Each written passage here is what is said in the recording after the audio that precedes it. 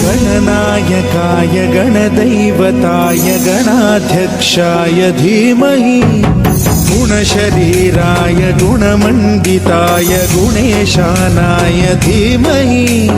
गुणातीताय गुणाधीशाय गुणप्रविष्टाय धीमहि एकदन्ताय वक्रतुण्डाय गौरीतनयाय धीमहि गजेशानाय भालचन्द्राय श्रीगणेशाय धीमहि एकदन्ताय वक्रतुण्डाय गौरीतनयाय धीमहि गजेशानाय भालचन्द्राय श्रीगणेशाय धीमहि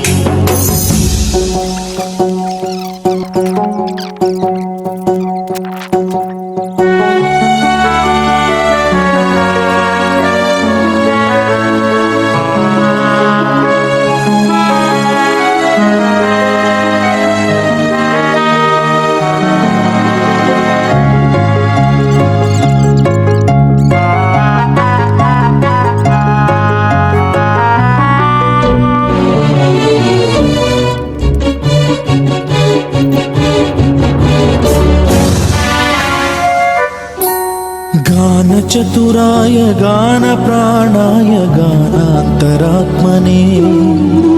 गानोत्सुकाय गानमत्ताय गानोत्सुकमनसे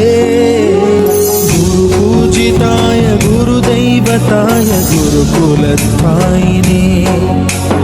गुरुविक्रमाय गुह्यप्रवराय गुरवे गुणगुरवे गुरुदैत्यकलक्षेत्रे गुरुधर्मसदाराध्याय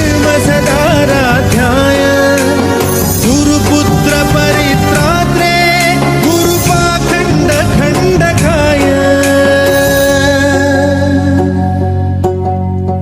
गीतसाराय गीततत्त्वाय गीतगोत्राय धीमहि